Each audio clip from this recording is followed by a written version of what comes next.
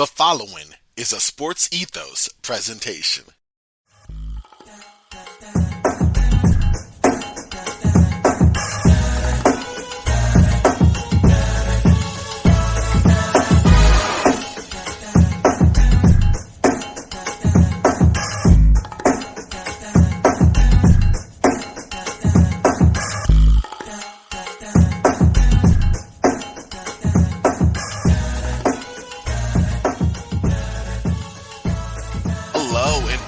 The first Roundball Ramble Let's Make Moves crossover event. Yep, that's right.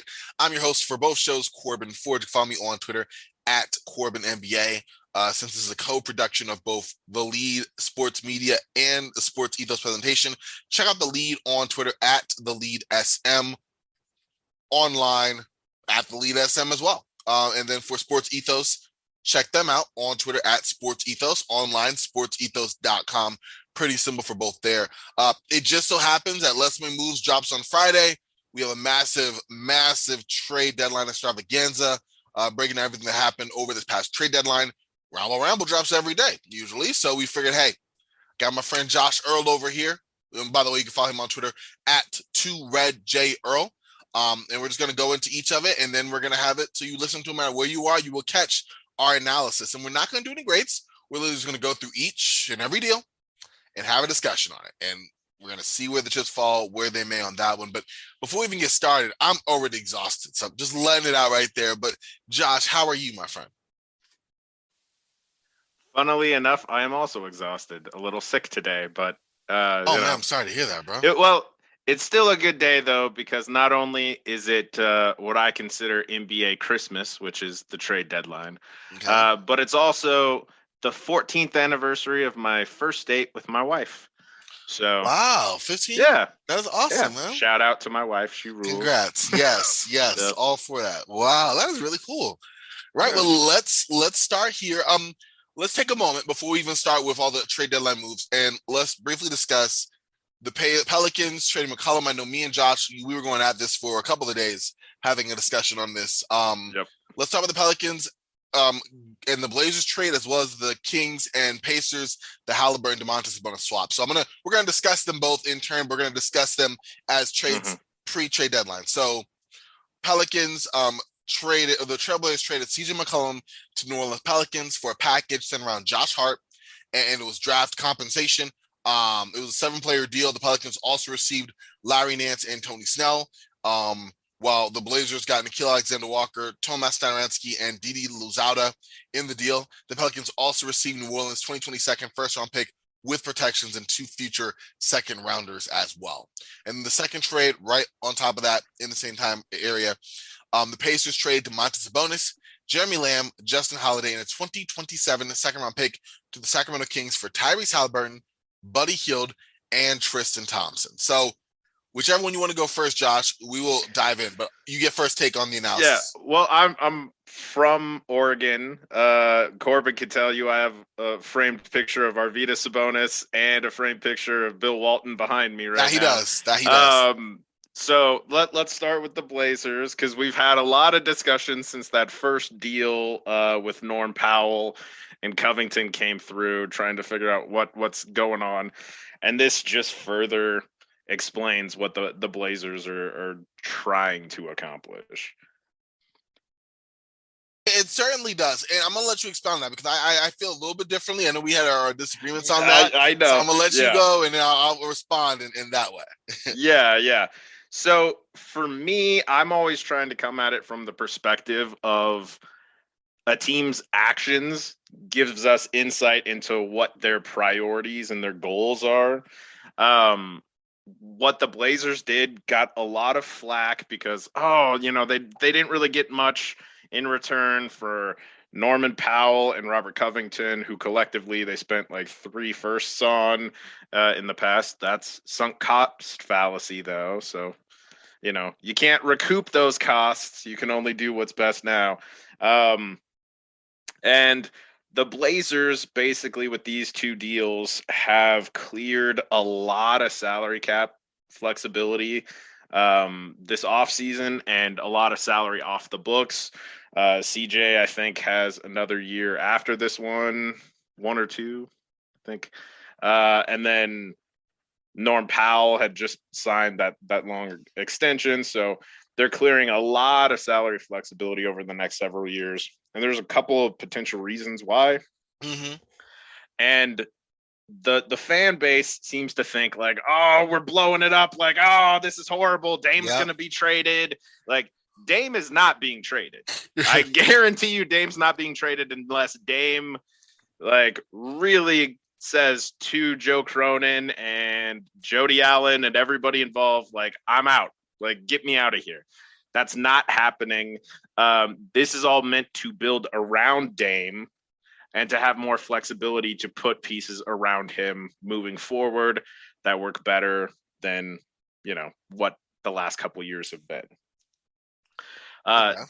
The other bonus, and I hate to bring this up because I know it hurts Corban as a Laker fan, but this has got a similar feel to me as the vetoed Chris Paul to the Lakers deal, which everyone thought that was just a giant conspiracy. But if you remember the Pelicans at the time, I know, but the Pelicans at the time were looking for a new ownership group, right? It's not clear yet if Jody Allen plans to sell, but it seems like it's possible. If you really look at these moves and look at what's kind of happened this season so far, they currently are in a position where they'll need a new CEO. They'll need a new GM. They have a massive amount of flexibility, financially speaking. They don't have a whole lot on the books outside of the guys they already plan to build around. Mm-hmm.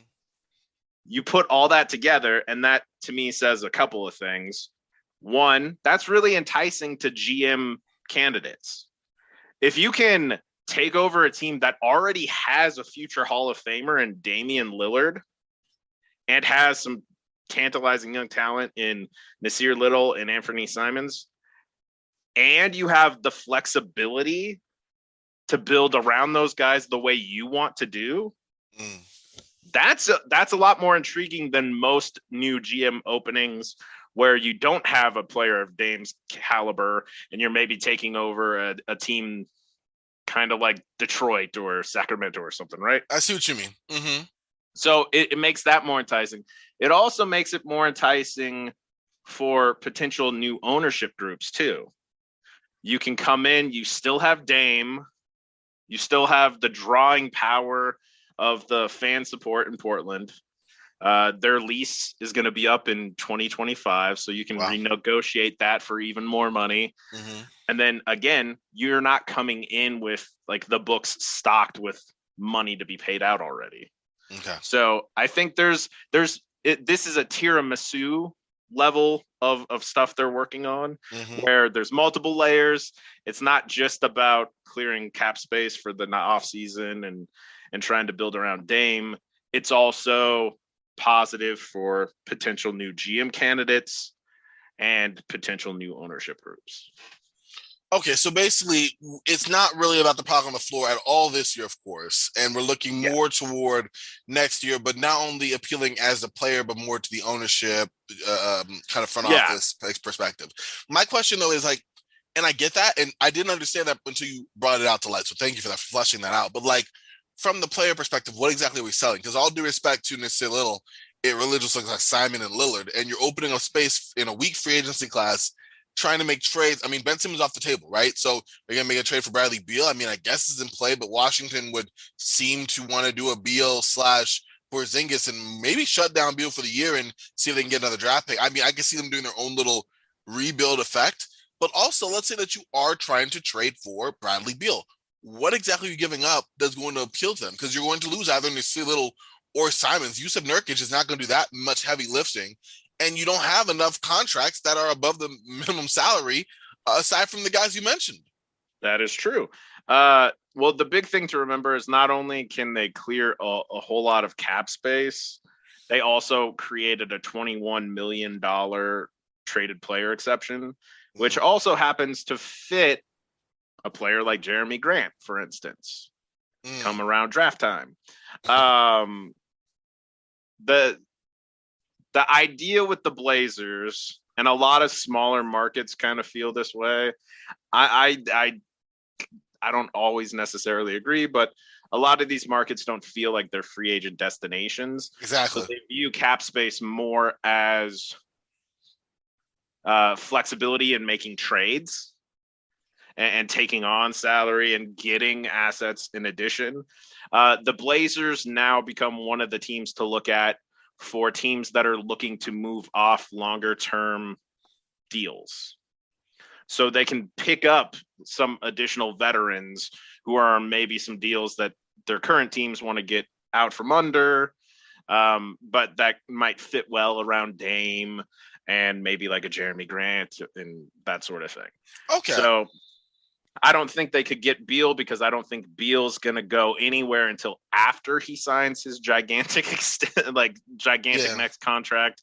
But the Blazers now have a lot more flexibility to be able to be in those types of discussions. Okay, so you're more talking about how they got themselves in the conversation now, less that they actually did. Yeah, not that there's necessarily somebody on deck that they they know they have a good shot at getting at. It's more getting out from all of the future salary that they had locked in. Okay. And getting that flexibility so that they can build around Dame as opposed to tinkering around Dame, which is what they've had to do the last few years. Yeah, no, I get you. At least now you have a stage set where I guess you can make more meaningful change. I just don't trust that they will just come. Not really. I just don't get I'm not totally with the avenue of that, if that makes sense. You know what I mean? But I don't disagree. To be honest, you know me, I'm a bit curmudgeonly. I don't necessarily. There are 5 teams, front offices that I actually trust at any point in time. So I'm not exactly.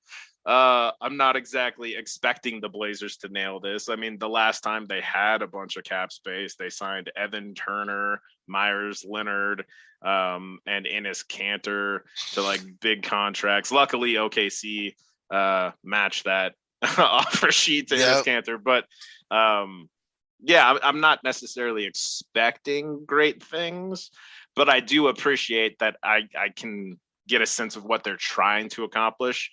And based on what they're trying to accomplish, I think they had a good trade deadline. They didn't get the kind of return that fans and media typically like. There's not a lot of young players. They moved Nickeil Alexander-Walker to Utah to get more cap space. Josh Hart, I'm not entirely sure that he's actually a long-term piece for them. Yeah. Given that his contract next season is non-guaranteed. Don't think so. So I get why the fans and the media are kind of oh, what is Portland doing? But if you look at it from the other aspects that we discussed, I think it makes sense as to why they're doing it the way they are. I get that. Again, this is why you bring a different analysis and perspective that I greatly appreciate, because you are coming at it from, I don't know, I'm looking at it more from the player angle, and I think you're seeing it that way as well, but there are other layers to a deal like this. It's never just black and white on his face, and so you bringing that to light is immensely helpful here. But I guess transitioning more from that trade to, I guess, well, not from that trade, but from Portland's side to New Orleans. You get a guy in McCollum. Actually, they're playing as we're recording now. McCollum not shooting too well, but so far the Pelicans are more competitive against the Miami Heat team. Oh, he just got swallowed up there. But as I said it, he got swallowed up by Dwayne Dedman and Bam Adebayo on a layup attempt. But the point being, it happens. It would happen if he's in Portland. Bottom line, you bring in CJ McCollum on this team. What do you think the Pelicans are trying to do? Obviously, they were prioritizing older, kind of more experienced guard where they had all that cap space. Again, this is what I'm trying to, that the cap space they had, they were trying to prioritize bringing some people in. They didn't get them. So they had to go the trade route, and they found a route and I guess that's a perfect kind of, I don't want to say allegory, but that's a perfect type of kind of see-through, thorough mark or whatever, because I think that what New Orleans did is what Portland's going to have to do to bring more talent in. I think New Orleans did the exact same thing and try to create that cap space. Well, great. Nobody wanted to come.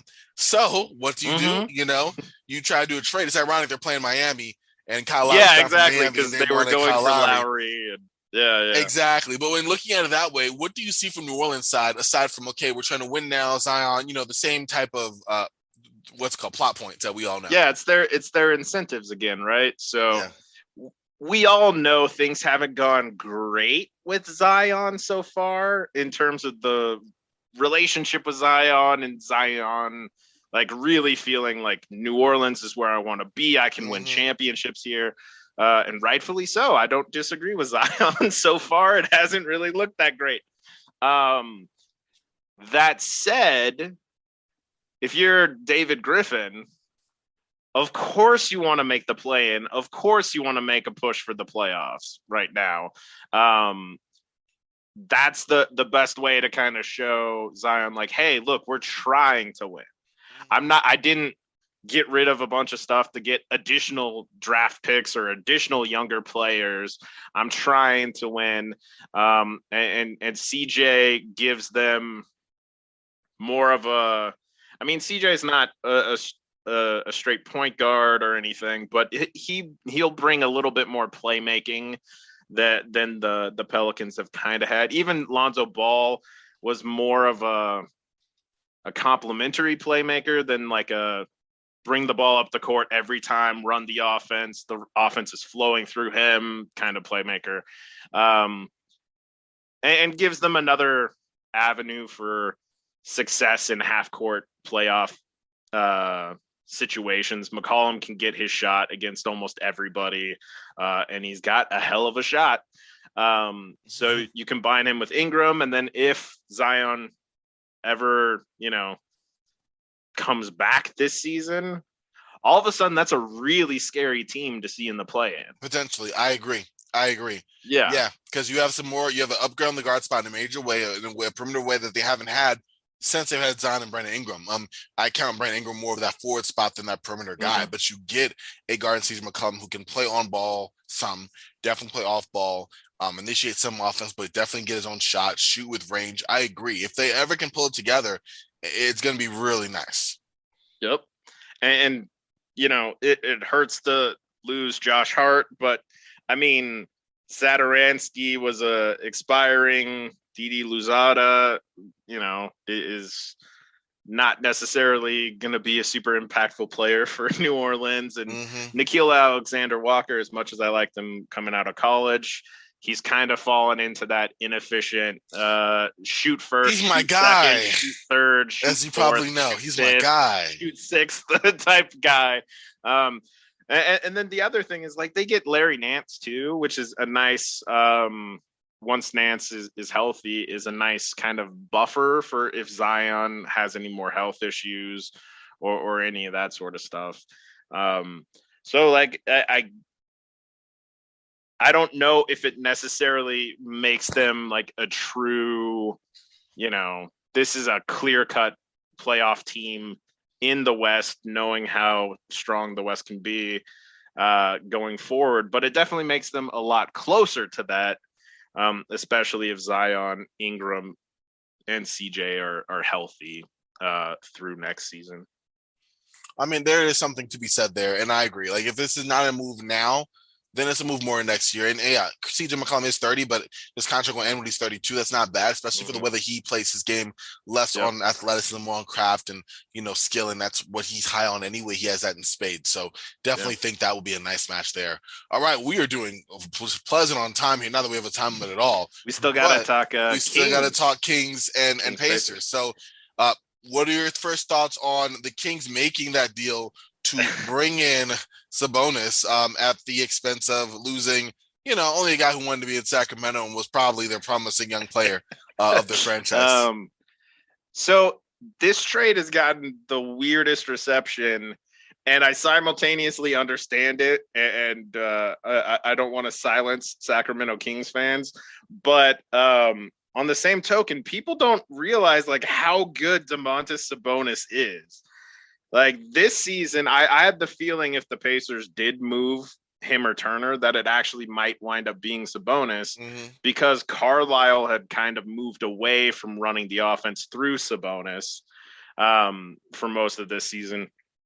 And I think Sabonis does make a lot of sense in terms of kind of making it a faster paced offense, a lot more ball movement, kind of getting De'Aaron Fox started through movement into a dribble handoff.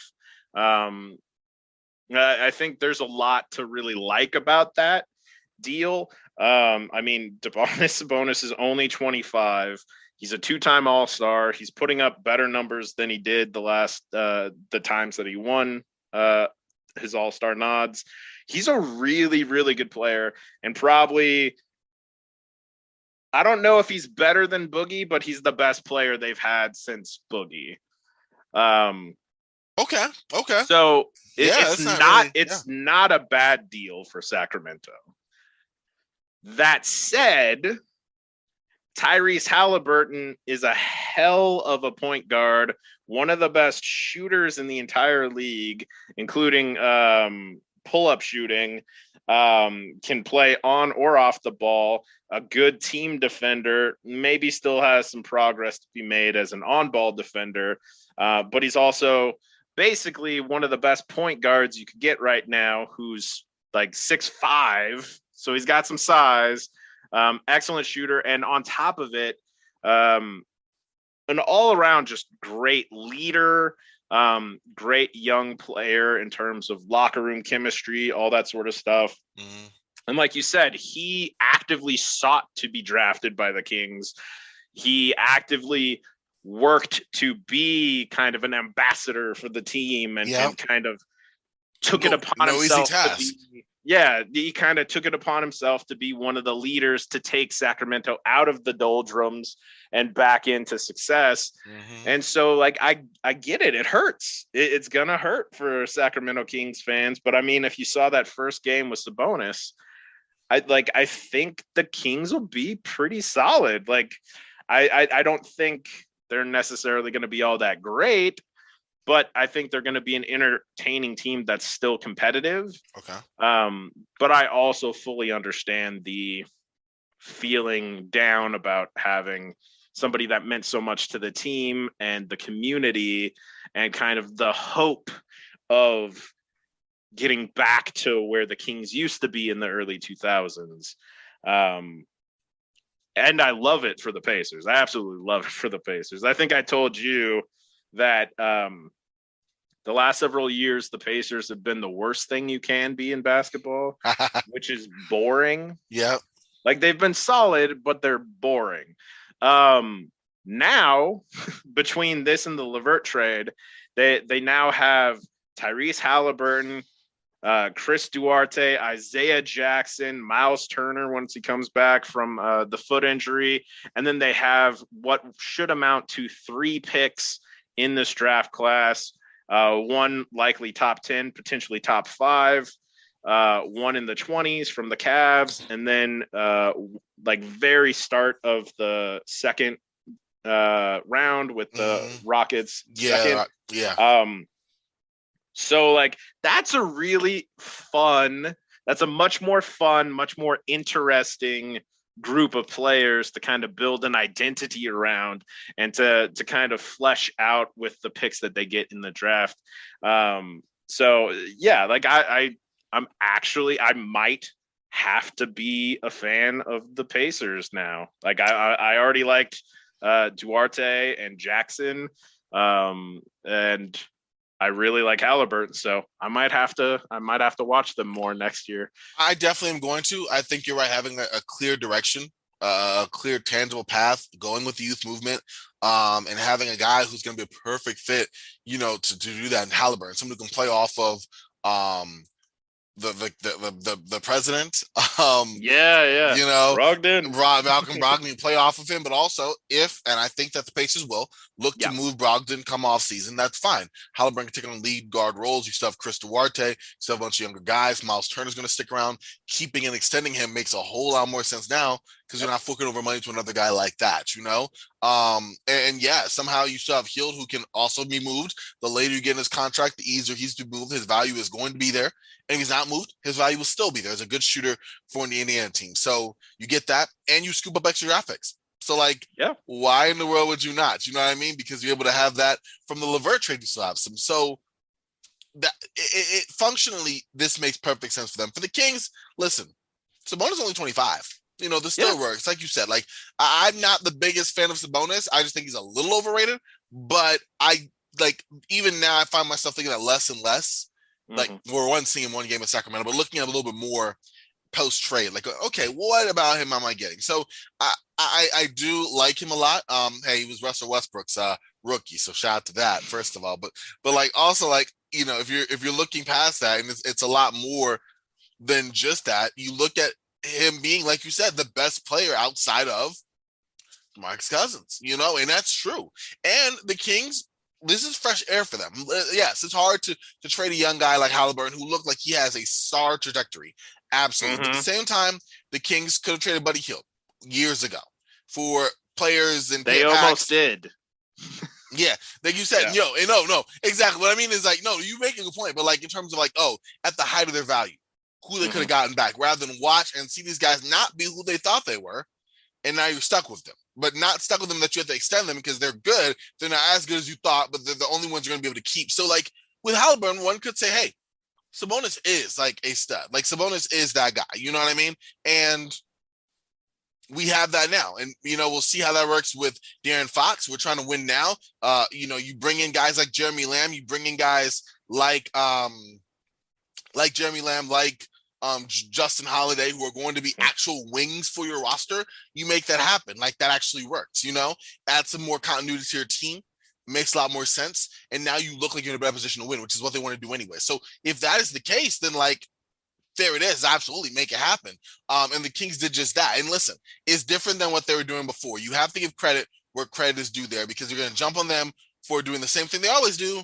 Well, if they're doing something fresh, here it is. So I think it'll be good. I don't like the spacing in the front court with Sabonis and Rashawn Holmes specifically. Like neither stretches the floor that much. I would imagine Holmes becomes trade bait at the draft. Yeah, and maybe there are several teams that are interested in him, so like they could probably get something else. And then have to shout out Monty McNair and the Kings too. They had traded, in theory, sign and traded Bogdanovich for Dante Vincenzo. A little while ago, and that didn't work out.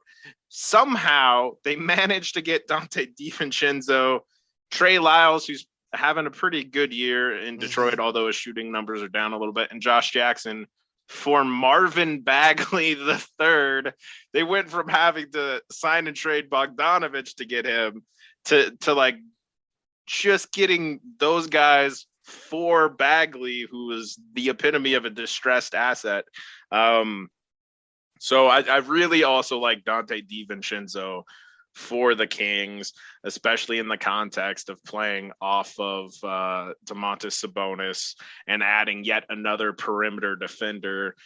Those bench units with him and Mitchell, good luck, ball handlers, backup point guard ball handlers against the Kings. Trying to make that happen. In fact, let's kind of go to that trade. Let's go to that trade, discuss a little bit. I think you gave it a pretty good analysis right there, but it was a 14 trade. Marvin Bagley went to Detroit. Serge Ibaka went to the Milwaukee Bucks, along with a 2022 second round pick from Detroit, the least favorable from Cleveland or Golden State, and then a 2024 second round pick from Detroit from Sacramento originally. So that's what Milwaukee got. Sacramento Kings received Dante DiVincenzo, Josh Jackson, and Trey Lyles, additional depth and help there in positions of need, swingman position, the forward position, bam. And then Detroit Pistons get Marvin Bagley Jr. And I think Bagley, solid play, you know? Yeah. Young guy, you know? You see where he goes from there. See if you want to keep him around. He's definitely what you would call a distressed asset for sure. has been falling out of favor in Sacramento, gets a chance now to capitalize as a big who can run the floor attack with the ball in space.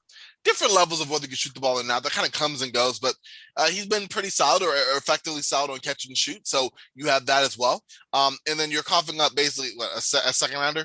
Like, I mean, yeah. A second rounder, Josh Jackson and Trey Lyles. Like, exactly. It's a flyer on somebody who went second in his draft class. Absolutely. Absolutely. And when you look at that, you're like, hey, Lyles had shot the ball pretty well, but he wasn't going to be there long term. And neither was Jackson. Jackson rehabilitated his value. Bam. Like Jackson did that. He was almost halfway at the league after that horrible tenure in Phoenix, and he found his way back to being a serviceable NBA player. Far from the lottery pick that he was, but definitely someone better than he was looked at. So those two did their job, but they were never going to be the long-term future. They're just out of range. They're in that 25, 26 area where a couple of years younger, Bagley fits that way better. As far as the Clippers, I mean, listen, they're probably going to waive those two guys. So, you know, they Rodney Hood see them maybe keeping Simi. Maybe I could possibly see it. Maybe, but you see what Ibaka was probably going to leave him free agency. You know, he was injured and the fit wasn't right when he was already surpassed in the rotation by Isaiah Hartenstein. Exactly. Hartenstein's been very useful already. Someone that will definitely fit in more long-term in their future. They definitely got under some of the luxury tax bill. So that's good. I think something like almost 30 mil. So yeah, they saved themselves some. Great for them on that, and that was after taking on long-term money in Norman Powell. So this works out well for them. You know, they brought in a contract that put them under more money, and they let money go in a player they didn't need any longer. It's no less than moving money around if we were doing 2K or Basketball Jam or something. Same thing there. For the Bucks, I think it's solid. We'll see how it goes. Obviously, I think, and I said this earlier when the trade happened, that by bringing in Serge Ibaka, you're acknowledging that Brook Lopez might be out for the season. He might be. You've been trying to find a replacement for him all year. You would give it, I don't know if it was Red Monroe, but you definitely gave DeMarcus Cousins a chance. That didn't work out well. Like, you have definitely tried pieces here to see if they could fill in that spot. Serge Ibaka, in theory, can. He's not been shooting the ball very well. He hasn't moving on defense like he was. But if he's able to regain some of that form on a contending team, maybe it's a little bit of that that'll kind of juice it up and bring it back. I don't know. If it did, that would definitely be helpful for the Bucks, having a guy who fills in exactly what Brook Lopez does. Not to the degree that he did, but long-term, long-range shooting, and then, help protection around the rim. That'll be great. And, the Bucks open with 2 roster spots in this move. So buyout season comes, and unlike the Lakers, who are focusing their efforts on the buyout for what? The Bucks can actually focus their efforts on the buyout market for pieces that will actually be applicable. Yeah, I'm very upset about that, man. I know. Oh, my gosh. Also, the Bucks get 2 future second-round picks that should, in theory, be solid second-round picks. Yeah. For a guy in Dante DiVincenzo, they were unlikely to be able to re-sign anyway. Like, he's going to be a restricted free agent. There are going to be teams that would give him a offer sheet that would make the Bucks have to pay quite a lot in luxury tax payments to match. So, like, to get any sort of value back for a guy that you're not going to likely be able to re-sign in the offseason, and to get somebody like Serge Ibaka, who, if he can get right, and if Brook comes back, then you have Brook, Bobby Portis, and Serge Ibaka, who can all space somewhat, can protect the rim. Like, it makes a lot of sense. Yeah, no, I definitely agree with you on that. And then lastly, I'm looking at the Kings, and you get DiVincenzo. You get someone who, shoots the ball pretty well, brings some decent enough defense as well. Bagley was already going to be gone. We already knew this. You know what I mean? You can make fun of them for getting rid of a number 2 at the way they did, but his value was so down. I think everyone would acknowledge that just was going to be what's going to be. Bringing DiVincenzo in this shouldn't be bad. He cuts really well, shoots pretty decently. Boom. That works perfectly alongside Sabonis and Fox. So he's probably the starter at 2. I agree. For the rest of the season. Exactly. I agree. And then Jackson, again, another wing, and Lyle's been shooting the ball well. So again, we're not giving grades to these guys, but these guys are all solid across the board. I think all teams got away looking for something of what they were looking for. Whether or not it comes out just like it was supposed to remains to be seen. But you can say all 4 came in with the desired goal, and it worked out how they wanted it to. Yep. So I guess going from there to yet another trade, let's get the Spurs out the way here real quick. Okay. Derek White got traded to Boston for Josh Richardson, Romeo Langford, and a 2022 first-round pick, top 4 protected. I took the Lions trade the last trade. I'm gonna get most of the analysis on you, Josh. We're not taking turns for 2 So hours. this one was one of the trades that actually had me going like, ooh, like didn't expect it. I had kind of mentioned to you and a couple of friends that like Derek White might be possibly available in San Antonio given the circumstances and that he'd be really good on certain teams. I did not expect the Celtics to be able to get him. And at first, it just looked like it was Josh Richardson for him, and so I was like, "Whoa, okay." No slight on Josh Richardson, but Derek White brings more of what Boston needs right now. And Romeo Langford also going to San Antonio, as well as a 2022 protected first round pick. Honestly, for the Celtics, I really like this because if you have Marcus Smart, Derek White, Jaylen Brown, Jason Tatum, and Robert Williams, they're already really good defense, just got better. And on top of it, Derek White can be a tertiary scorer. He could be the type of guy, if he's on like a mostly bench lineup, he can help get some points generated and everything. Like, I think he's a really good fit with that young Celtics core. And I think it was just a really good move by Brad Stevens. And then on top of it, they flipped Bol and PJ Dozier to Orlando, and that got them under the tax for this season, even if you factor in Jaylen Brown getting his unlikely bonuses in his contract. So Brad managed to nail the money part, and he managed to add somebody who I think can actually legit make an impact for the Celtics. I have to agree. That was a very good move. Derek White is someone I think his offensive fit is fine. He's not been shooting the three ball very well. Second straight year, he's shooting under 35% from three, actually shooting around 31% this year. Hopefully his shot quality goes up in Boston. You know, it is a better offensive talent than San Antonio. I think we can all kind of agree on that there. But he's someone who defensively fits right in. You know, he's going to defend well at the point of attack. He's going to be able to be pesky alongside a Jaylen Brown and Marcus Smart, which is going to be a very nice backcourt between him and Marcus Smart as well. Yep. They're going to be switchy. You know, it's going to be a good lineup, and I definitely like what I'm seeing there for sure in terms of the fit there potentially. Yeah. For the Spurs, I mean, this has not been a Spurs like trade deadline, but I agree they've been making some moves. Richardson's solid enough, you know. Good contributor. They want to move him that they possibly can come the offseason. But listen, while you have a pick, you definitely are in a good space there for certain. So that's 100% a solid place to be for San Antonio, where if you want to keep Richardson as like that to kind of keep moving forward, absolutely. If you don't want to keep Richardson, you want to fold him, you know, flip him for a second or two, whatever the case may be, come off season, continue to bring in some picks and continue to build that youth movement that they might or might not be starting. Even better. So we'll see how that goes. But that's my thought there. Yeah. I had two more things. We just said like Mitchell and DiVincenzo, good luck backup guards. Yes. Good luck starting guards against the Boston Celtics with Marcus Smart and Derek White. No, thank you. And then there's an added interesting element of this in that Ime Udoka was on the Team USA coaching staff. And Derek White played on the Team USA with Marcus Smart, Jason Tatum, and Jaylen Brown. Oh, wow. So there's a familiarity there between those four and with Ime. So and also Ime was, you know, a coach in San Antonio when Derek White was there too. So it should be a smooth transition, a smooth adjustment. Yeah, nice transition. There's plenty of continuity there.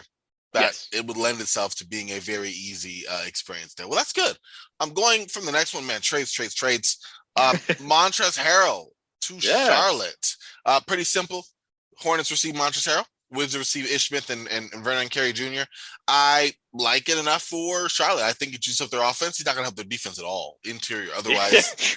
But the dude will attack the room with abandon. You know, the pressure's going to put him in the basket will help out so much between LaMelo Ball and Miles Bridges and others like that. It's also going to be a factor in transition. He's a guy who runs the floor really well. Will definitely be a better fit among those guys with that. So I definitely like where the Hornets go on that way. again, it's sound, it's offense. That's what they wanted. It was a stopgap move, and it did what it needs to do. He's going to be a free agent, still just 27, going to be 28 here. So they're trying to gauge how he fits before free agency. If they want to bring him back, then great. And if not, then not. But to give away basically, players who weren't that huge in your system, Ish Smith is a solid backup guard. He's been that for everyone. But, him not being able to shoot has kind of hurt him in many of his stops. But he's been solid enough. At the same time, Washington already, we'll talk about their next move here in a second, but already moved to other players. Or two other players as well. But then if you're looking even beyond that, come on now. I mean, this is nothing. To get Vernon Carey Jr., to get Ish Smith back is kind of funny because he was a big help for many of the 3-guard lineups they had alongside Russell Westbrook and Bradley Beal during the playoffs. So welcome back Ish Smith, and they could probably let him be bought out or stick around. He is that guy. And then Vernon Carey Jr., haven't seen a whole lot of him so far. Flyer, but a young take big, a flyer. Exactly. Why not? And I mean, right now the Wizards they were rough. They were rough. If anything, Ish Smith will bring some good vibes or something. Yeah. And my analysis of this is that the price point for a defensive center like Miles Turner or Jakob Poeltl, or even like Rashawn Holmes, who I wouldn't say is a great defender, but is a much better defender than Harrell is. I would imagine that the asking point for those guys was a bit more than the Hornets felt comfortable with at the moment, especially knowing that they probably had this in their back pocket. Fair, more than fair. And the nice thing is the Hornets can go into the offseason and still make a trade or still look to sign a defensive center if this doesn't work as well as they'd like. So absolutely, it's still very much in play there. I agree with you on that. So again, another solid trade. Charlotte was already fun. Montrezl Harrell will definitely make them a little more fun there for sure. We talked about one Washington trade. I feel it's probably only fair. Real quick, let's just do this real quick one because it's also another Washington trade. Washington was received cash for Aaron Holiday to Phoenix. I don't really think there's much of that. Cash, great. Okay. Yeah. Cash hasn't, there's no Cash never scored a point. There you go.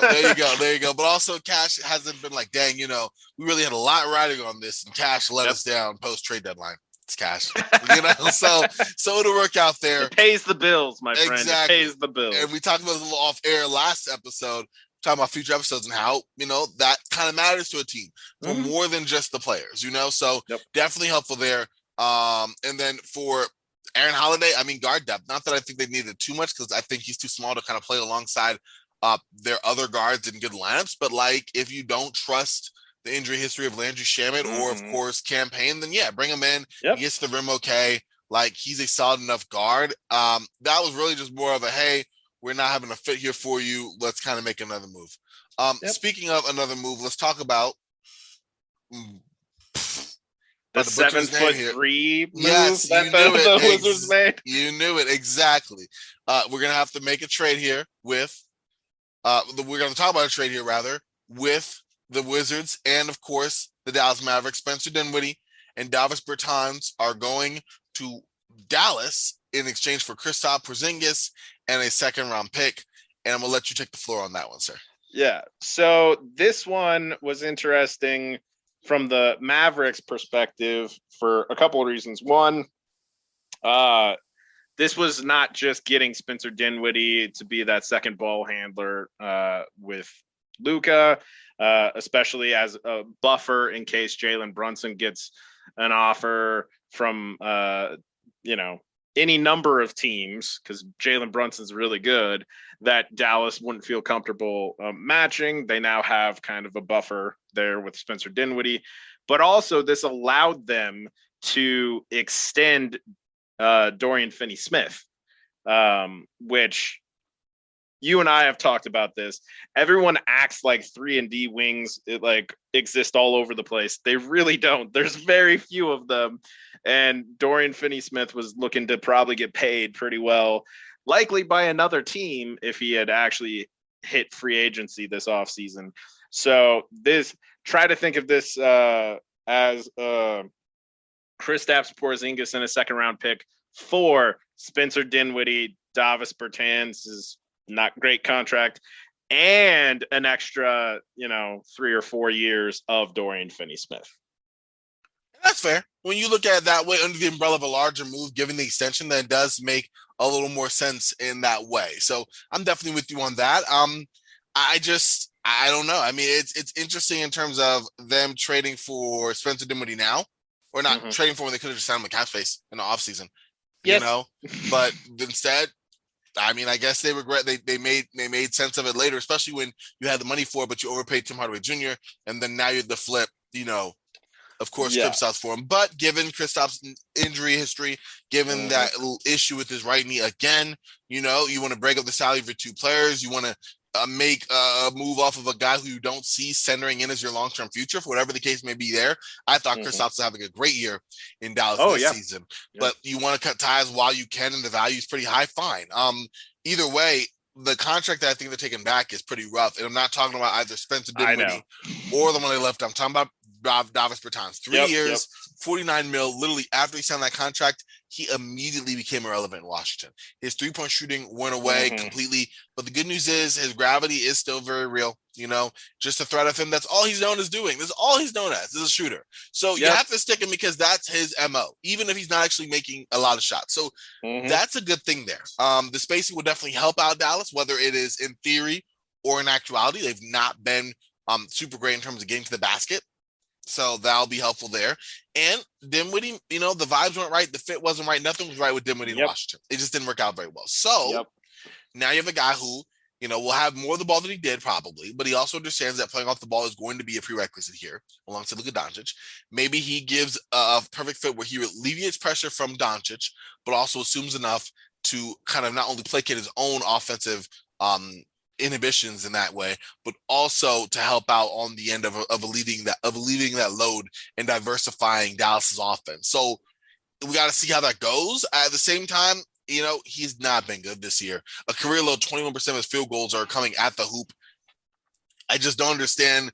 His 3-point shooting's fallen off, and like the idea of him working well with Luka is great.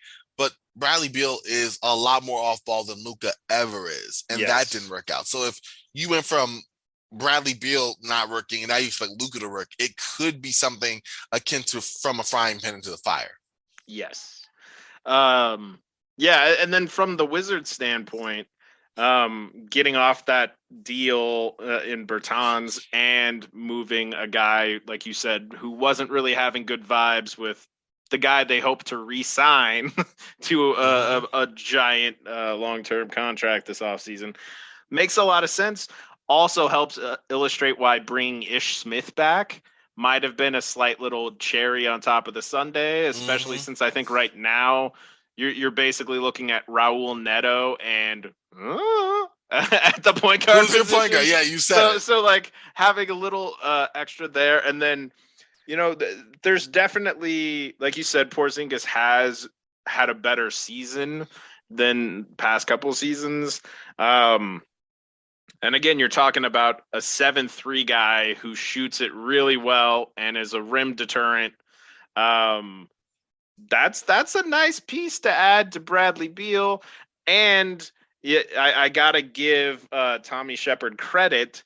If that Porzingis deal becomes something that we got to move off of, he's already moved off of John Wall and Russell Westbrook's contracts. The guy is very skilled at being able to move seemingly unmovable deals. So I think this is something that works for the Wizards. And I think it works for the Mavs because you can extend Dorian Finney-Smith, and now you have kind of that buffer in case Brunson's price tag becomes too high in the offseason.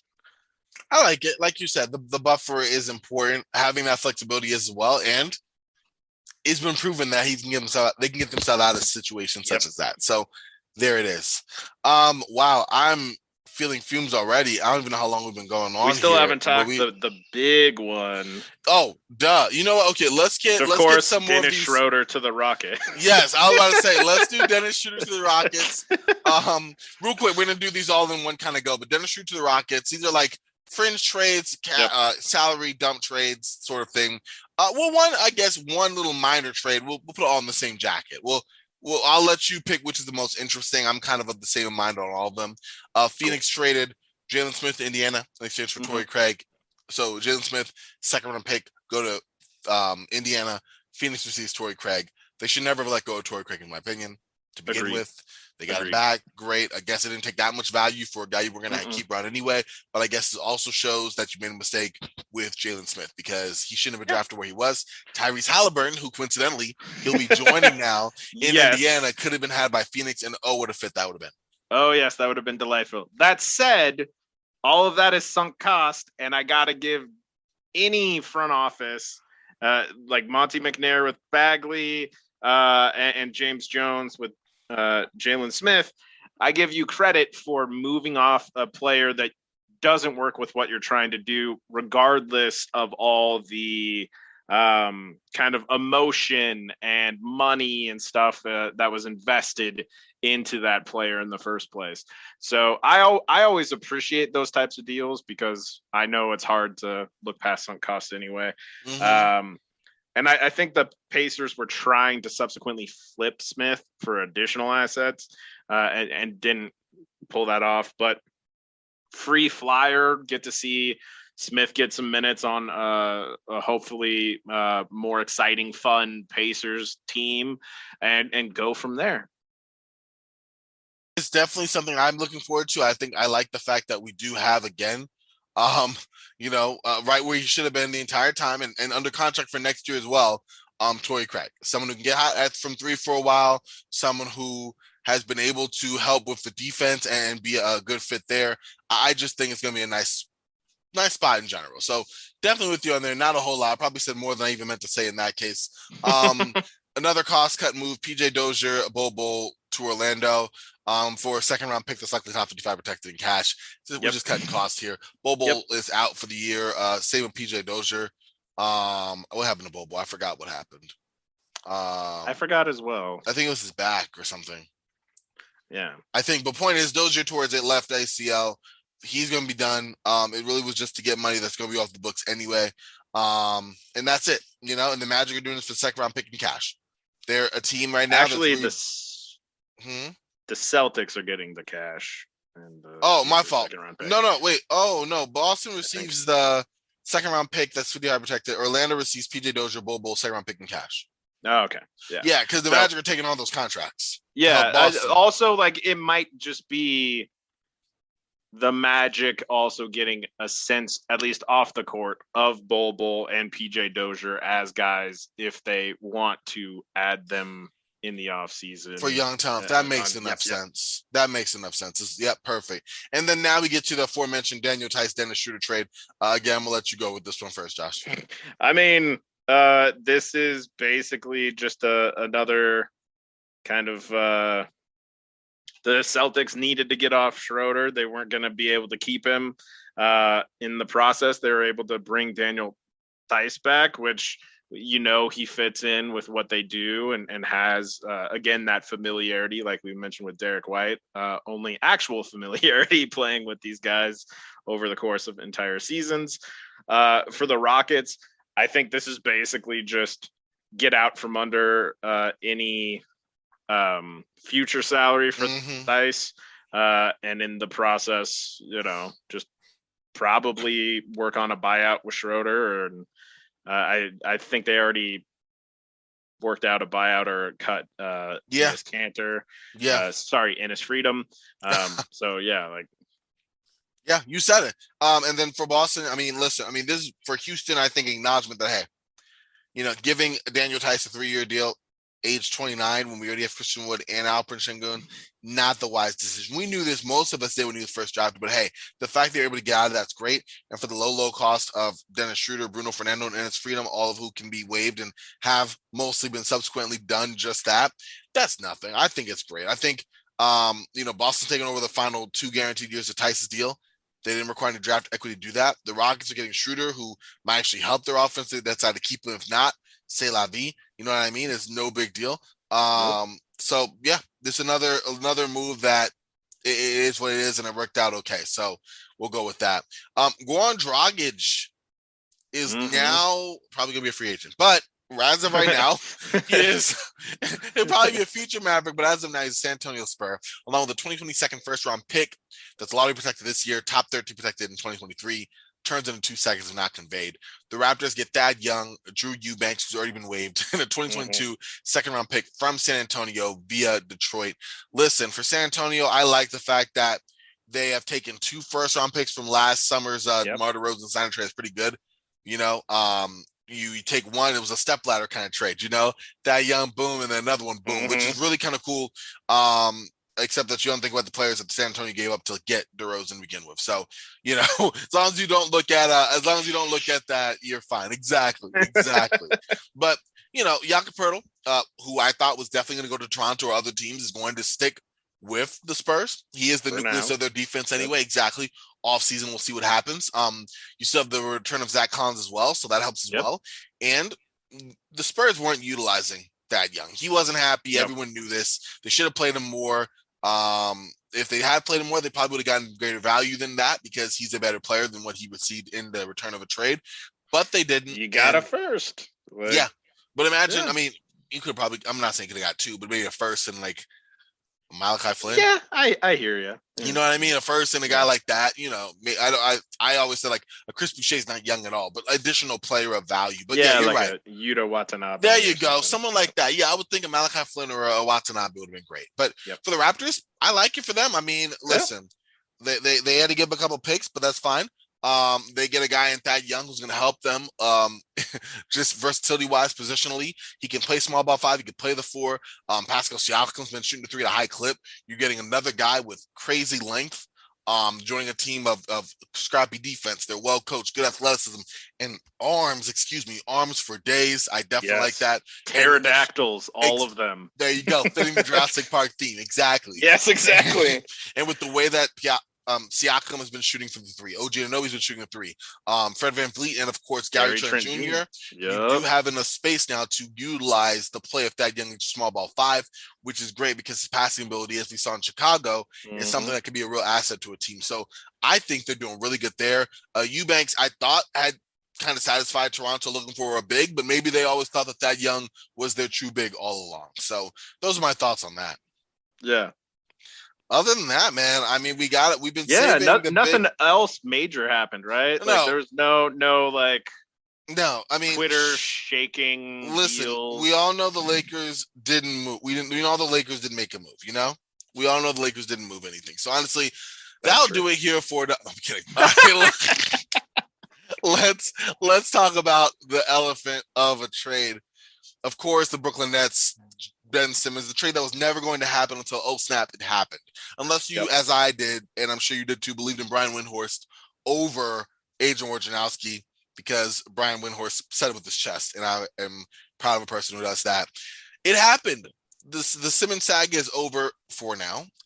Ben Simmons is now a Brooklyn Net, along with Seth Curry, Andre Drummond, a 2020 second first-round pick that is unprotected with the right to defer until 2023, as well as a 2027 first-round pick that's top 8 protected through 2028 and becomes 2 seconds if not conveyed. Yep, they did all that. It's a Daryl Morey trade. You knew that was going to happen. Just a prerequisite. The Philadelphia 76ers, they got it nice and simple. They got James Harden. They got Paul Millsap.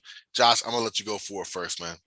Yeah, this is an interesting situation because there was leverage on both sides. And you have to give Morey credit that they still have Tyrese Maxey and Matisse Thybulle, whom the Sixers pushed for. Again, it's weird leverage for both sides because Harden has kind of pouted with his play and kind of tried to force his way out of his last 2 teams now. And his game isn't what it has been previously.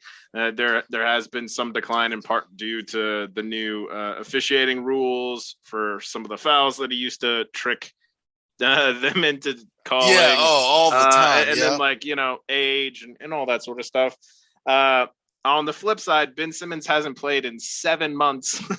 And also is kind of, I don't want to belittle any mental health thing, but outwardly, given how he's kind of approached the Sixers and the media during all this also kind of gave off that pouting, like, I don't want to do this thing that Harden also did. So it was interesting in that regard. I told you beforehand, I wouldn't have been shocked if the deal happened before the deadline or if they waited until the draft. It's a little sad to see Seth Curry go because he has such great chemistry with Embiid. And people like Harden is a high volume 3-point shooter, but people don't really realize he's not that great a 3-point shooter. Not really. So the Sixers spacing definitely has kind of taken a hit. It's a loss for that. Also, like, I love Paul Millsap. I don't know if Paul Millsap is as good a backup for the oft-injured Joel Embiid as Andre Drummond has been this year.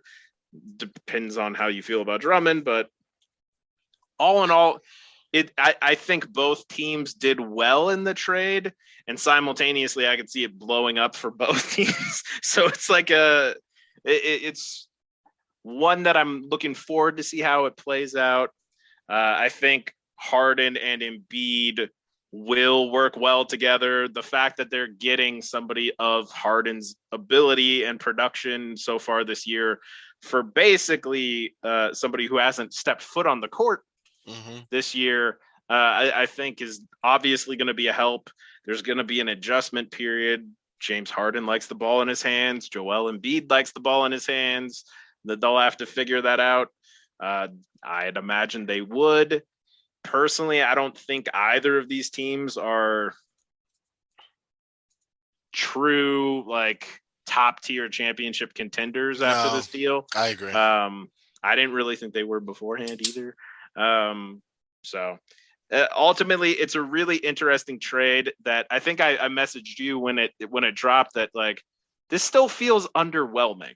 Like, there was all this, for lack of a better term, hullabaloo about this happening, and it's been that way for a long time. Yeah, almost going into last season when Harden almost was traded for Simmons last trade deadline, but chose Brooklyn instead.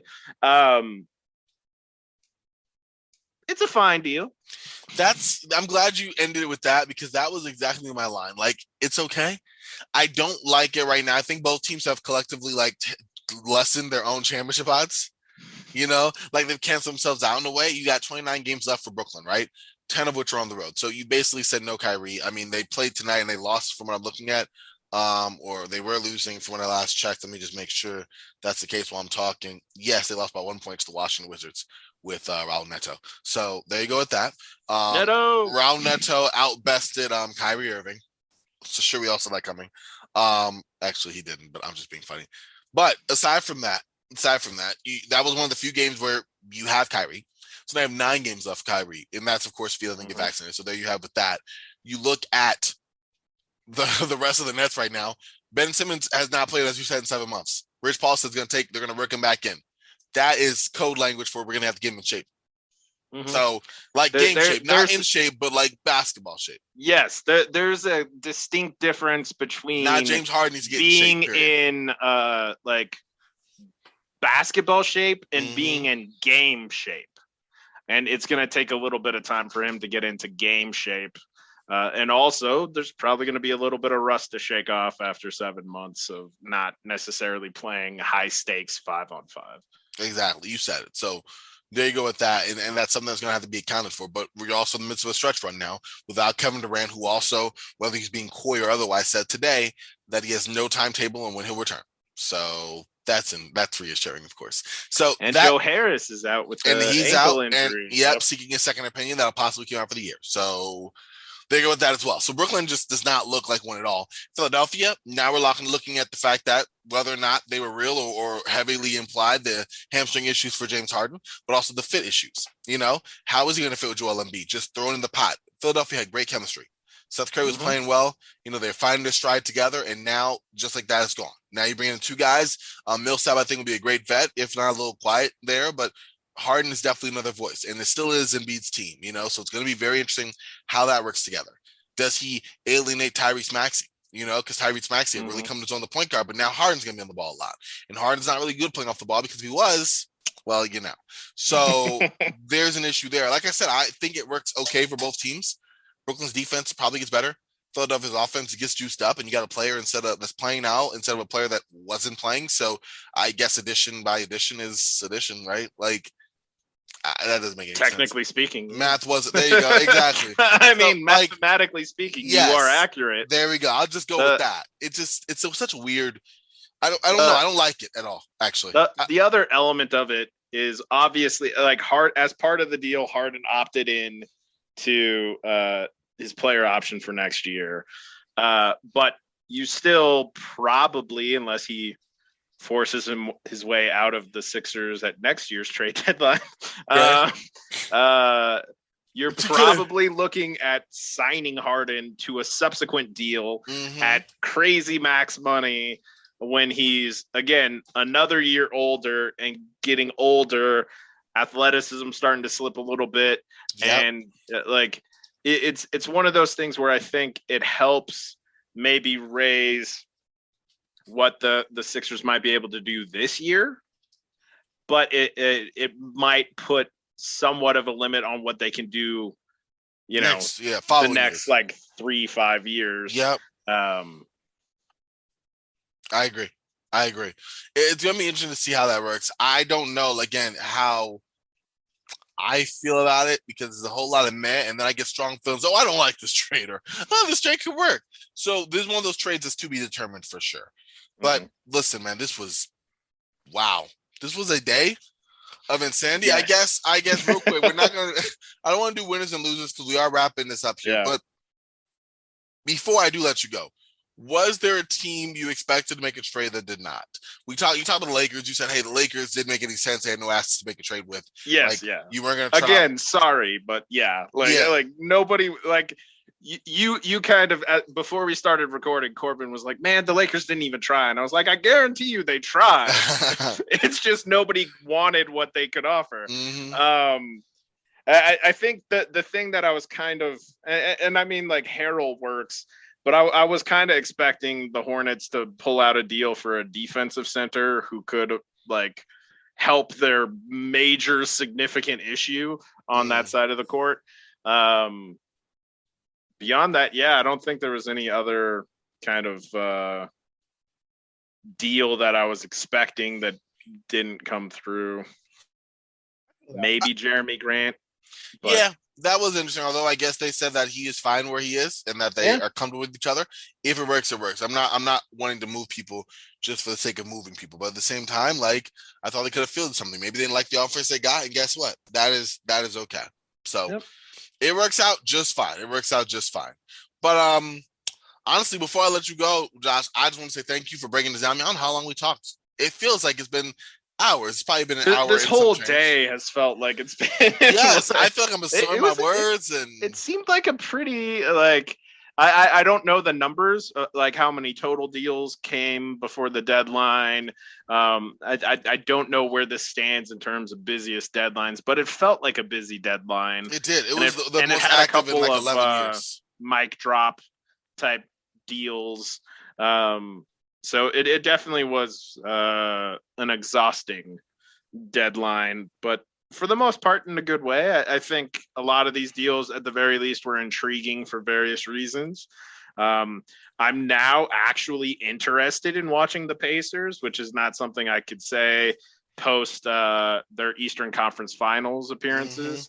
They win for that. Yeah. Like they're going to be on my list along with the Cavs, the Nuggets, because I'm a Jokic guy. I do. And the Memphis Grizzlies is like the teams I'm going to pay the most attention to next year. There you go, man. Hey, well, listen, I think a lot of teams just got more watchable.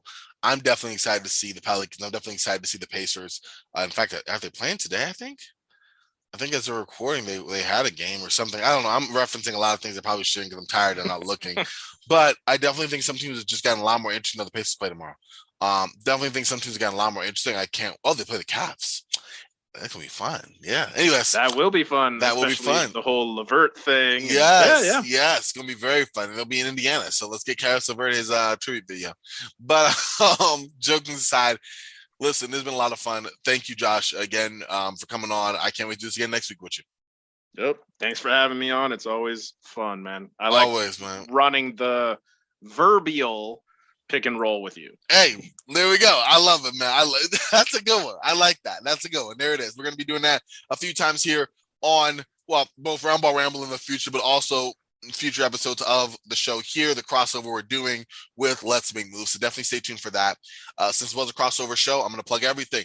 Make sure to follow Josh on Twitter at 2redjearl. Make sure to check out his great site, Contextual Scouting. Look that up. There's some great stuff going on over there, along with the word that rhymes with energy. That sucked. But check it out. I mean, technically, it does rhyme. There you go. It's a little off, but I feel like your delivery lacked some synergy. But there it is. There it is. But there you go. So definitely make sure to check out Contextual Scouting, contextualscouting.com. Great resource, great information. I definitely recommend the opportunity there. Sign up for that. But look at it first. Check out Josh on Twitter at 2redjearl. Find me on Twitter at Corban NBA. This is both a Sports Ethos and the Lead Sports Media presentation. So check out the Lead on Twitter at the Lead SM, online theleadsm.com. Pretty simple. For Sports Ethos on Twitter at Sports Ethos, online sportsethos.com. This has been a crazy day of trades and talking and texting for me and Josh. We're going to be getting a long rest, which will probably last exactly one day before we react to some more NBA news. But until next time, y'all, enjoy the rest of your Friday. Enjoy your weekend. Make some moves. And until next time, we'll talk soon.